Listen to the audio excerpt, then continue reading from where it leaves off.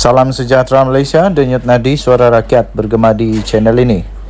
Berita terkini daripada Info Rakyat bertajuk TMJ dedah hasil kekayaan Sultan Johor dan Sultan Selangor, buat ramai nak tahu.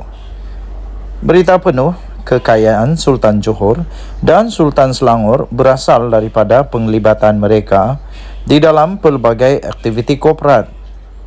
Menurut pemangku Raja Johor Tunku Ismail Sultan Ibrahim, beliau menegaskan bahawa kekayaan mereka tidak diperolehi melalui monopoli beras, gula, tepung, lesen import atau AP, kuota, kontrak kerajaan atau konsesi swasta.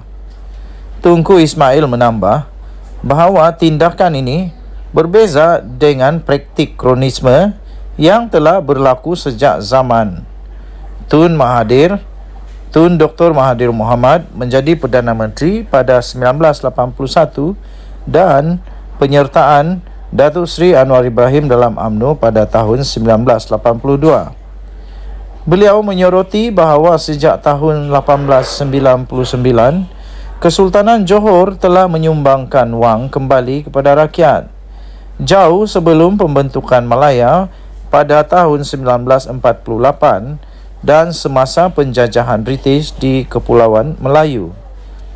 Pada hari Jumaat, Tunku Ismail berkongsi pandangan ini melalui Facebook miliknya.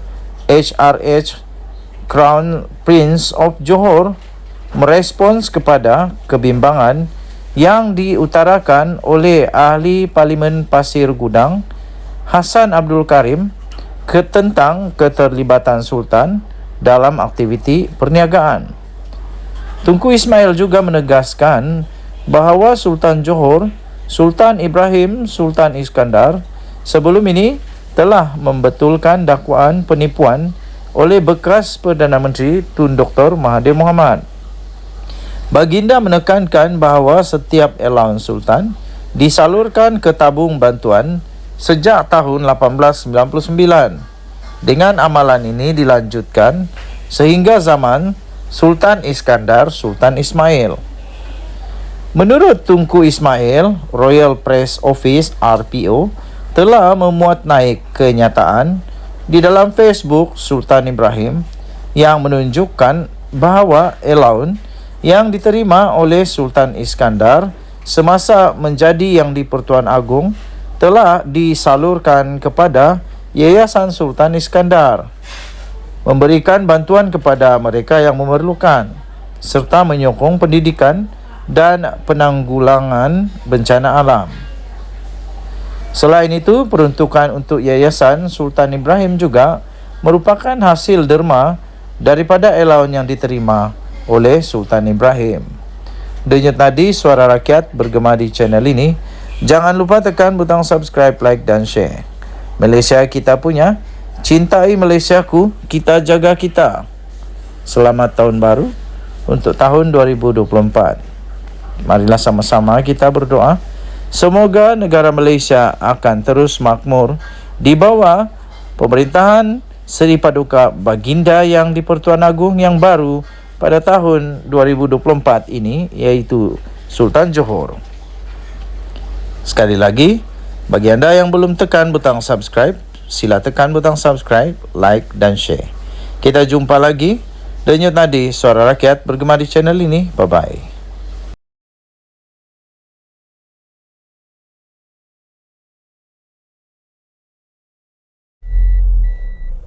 Salam sejahtera Malaysia. Denyut nadi suara rakyat bergema di channel ini. Baru selesai kerja rutin harian pagi, hantar anak ke sekolah. Lepas hantar anak ke sekolah, barulah kita fikir bisnes kita. Mari kita buat bisnes bersama-sama kerja, makan gaji, kerja sendiri, apapun yang kita usahakan, biarlah semua dalam keredaan Tuhan yang Esa.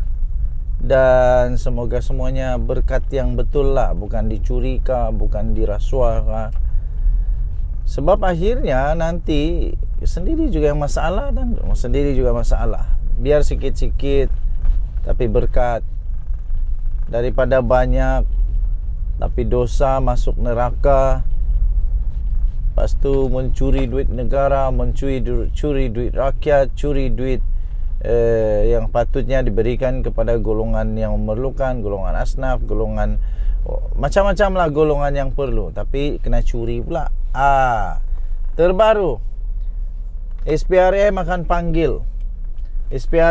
panggil bekas Perdana Menteri dan 2 pembantu. Nah, kan, dah kiralah kamu siapa, besar mana pun pangkat, pasti akan kena juga bila Tuhan bertindak melalui hamba-hambanya yang dipertanggungjawabkan. Siapa yang dapat lari? Tak ada harapan lagi untuk melarikan diri. SPRM akan panggil bekas Perdana Menteri. Siapakah beliau ini? Siapakah bekas Perdana Menteri itu? Yang sekarang ini ibu-ibu disebut ialah Muhyiddin Yassin, Mahathir, Ismail Sabri Yaakob, siapa lagi, Najib Razak. Semua inilah yang banyak terpalit dengan berita-berita, cerita-cerita daripada orang ramai, rakyat maharin, rakyat netizen. Suruhanjaya Pencegahan Rasuah Malaysia SPRM sedang mendapatkan dokumen daripada Kementerian Kewangan dan Jabatan Perdana Menteri bagi membantu siasatan berhubung perbelanjaan kempen promosi keluarga Malaysia oleh pentadbiran sebelum ini. Jadi kalau keluarga Malaysia kita tahulah siapa Perdana Menteri waktu itu. Sumber memberitahu New Straits Times, SPRM masih mengkaji dan mengumpul semua dokumen berkenaan dengan kempen berkenaan. Setakat ini, kata kenyataan itu, setakat ini tiada sebarang tangkapan dibuat. Tiada sebarang tangkapan dibuat, namun akan berbuat demikian sebaik saja siasatan selesai.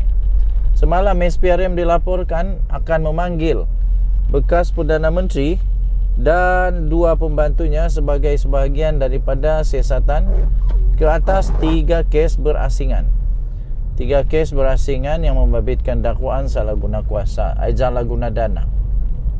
Menurut sumber kepada FMT, pembantu terbabit mempunyai hubung kait dengan 2 bekas Perdana Menteri. 2 bekas Perdana Menteri.